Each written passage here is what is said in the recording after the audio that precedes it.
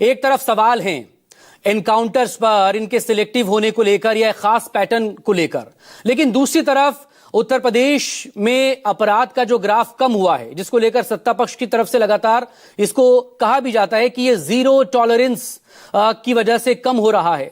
और अगर देश भर से उन आंकड़ों की हम तुलना करें अपराध की, तो उस ग्राफ में कटौती हमें देखने को मिलती है।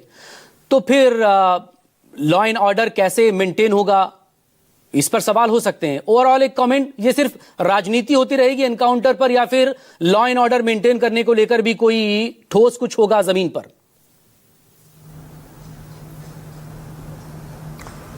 देखिए मकसूद, जब मैं 12-14 साल का था और अखबारों को पढ़ना मैंने शुरू किया, मुझे अच्छी तरह से धुंधली यादों में याद है कि जब एनकाउंटर की खबरों को मैं अखबारों में पढ़ता था तो उसमें भाषा यही होती थी कि मुखबिर की सूचना पर पुलिस पार्टी तैनात थी और दूसरी तरफ से मोटरसाइकिल या कार में बदमाश आ रहे थे।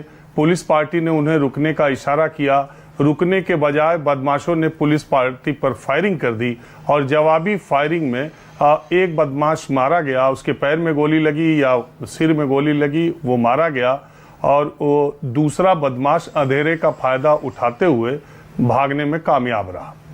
और इसके बाद एक फोटो छपा रहता था जिसमें कि जिस बदमाश का एनकाउंटर होता था वो गिरा रहता था और उसके हाथ से कुछ दूर पर एक असलहा रखा रहता था।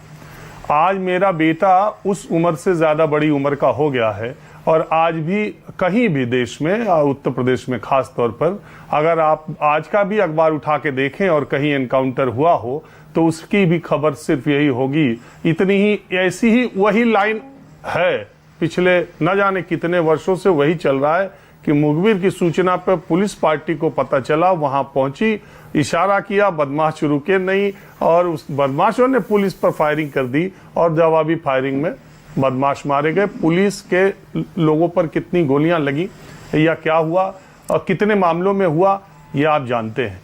मैं बहुत लंबे समय से इस तरह की घटनाओं को देख रहा हूं और मैं हमेशा, मुझे अचरज होता है मकसूद, अगर आप बनारस से गोरखपुर के रास्ते में जाएं, आजमगढ़ के रास्ते में, तो एक गोमती नदी का पुल पड़ता है और उसके बाद चंदवक बाजार से पहले एक ऐसी जगह है ढलान सी, जहां पे 2-3 किलोमीटर तक सिर्फ खेत है, कोई वो बनारस से आजमगढ़ जाने का रास्ता है।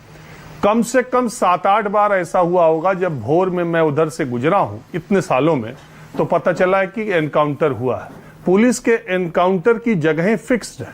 ऐसे ही इलाहाबाद में मैं लंबे समय तक प्रयागराज में पढ़ा हूं, सिविल लाइन से मेडिकल कॉलेज की तरफ जब आप जाते हैं तो एक रास्ता है जो जॉनसनगंज की तरफ पतली रोड है, वो जाती है। अगर प्रयागराज के लोग मेरी बात को इस कार्यक्रम के जरिए सुन रहे होंगे या आजमगढ़ बनारस के लोग, तो उन्हें अच्छी तरह से उनके चेहरे पर मुस्कुराहट भी आ रही होगी। और इलाहाबाद में 90 के दशक में जितने एनकाउंटर हुए शहर के भीतर, 70% उसी रोड पर हुए। इसी तरह से आप गोरखपुर में देख लीजिए, लखनऊ में देख लीजिए, सब एनकाउंटर की जगह पुलिस की थोड़ी बहुत इधर उधर करके फिक्स्ड है कि वहीं पे बदमाश पकड़े जाते हैं, वहीं पे बदमाश मारे जाते हैं। सारे पुलिस अधिकारियों से भी आप बात करेंगे तो आपको बात ऐसे ही समझ में आएगी। एनकाउंटर दरअसल ज्यादातर ऐसे ही होते रहे हैं। अब मैं उसका कोई प्रमाण और प्रूफ तो नहीं दे सकता, मैं जगहें बता सकता हूं और घटनाओं का जिस तरह से विवरण सामने आता है वो मैं बता सकता हूं। लेकिन इसका दूसरा पहलू यह है कि भय बिन होय न प्रीत। अगर इस तरह के एनकाउंटर न किए जाएं, पुलिस इस तरह का एक्शन न किया जाए, तो अपराधियों में डर व्याप्त कैसे होगा। और ये एक तरीका है जिससे जब आप एकदम उकता से जाते हैं, पुलिस उकता सी जाती है और लॉ एंड ऑर्डर के लिए वो आदमी सचमुच में खतरा है, तो उसका तरीका दूसरा क्या है। और एनकाउंटर से एक संदेश जाता है, एक भय व्याप्त पैदा होता है, इसमें कहीं कोई दो राय नहीं है। लेकिन उत्तर प्रदेश और बिहार की राजनीति में, उत्तर भारत की राजनीति में एक बहुत बड़ी विडंबना ये है मकसूद कि ये सारे एनकाउंटर, ये सारे लॉ एंड ऑर्डर की जो बातें कही जाती हैं, वो कहीं ना कहीं पॉलिटिकल जो लीडरशिप है उससे इन्फ्लुएंस्ड होकर पुलिस करती है। नहीं तो आज की तारीख में जो माननीय लोग घूम रहे हैं पुलिस के घेरे में, जिनको सिक्योरिटी मिली है, आप उठा के देख लीजिए कि वो खुद लोग कितने दिनों तक अंडरग्राउंड रहे थे, पुलिस उनको कैसे खोज रही थी, उन पर कितने का इनाम घोषित था और वो लोग कैसे अदालतों में सरेंडर करे, सरेंडर करने के बाद जेल के भीतर से अपना तंत्र चलाया और उसके बाद राजनीति का आज सफेद कुर्ता पहन करके माननीय बन गए। और वही पुलिस वाले जो उनको खोज रहे थे, वही पुलिस वाले जो पा जाने पर एनकाउंटर कर देते, आज चारों तरफ उनके सुरक्षा का घेरा बना करके खड़े हुए हैं। ये सरकारों के बदलने के साथ ये व्यवस्था बदलती जाती है। अब पॉलिटिकल लीडरशिप जैसा इशारा करता है, पुलिस वैसा काम करती है। इसके पहले की सरकारों में जो प्रिय जिनके जो जिस तरफ के लोग प्रिय थे, उनके साथ पुलिस का वही बर्ताव था। इस आज की सरकार में जो प्रिय है, पुलिस वैसा कर रही है। पुलिस को मालूम है कि पॉलिटिकल लीडरशिप किस एक्शन पे सवाल उठा सकती है, उस पर कोई सवाल नहीं होता। पुलिस को यह मालूम है कि किस पर करने पर कोई सवाल नहीं उठा जाएगा। तो ये सारा तंत्र, पुलिस के अधिकारी बड़े आपके साथ हैं, बहुत सारे पुलिस के बड़े अधिकारी मैं सुनता रहता हूं, आजकल पॉडकास्ट का जमाना है, तमाम बड़े अधिकारी बड़े गर्व से माफियाओं के बारे में जानकारी देते हैं।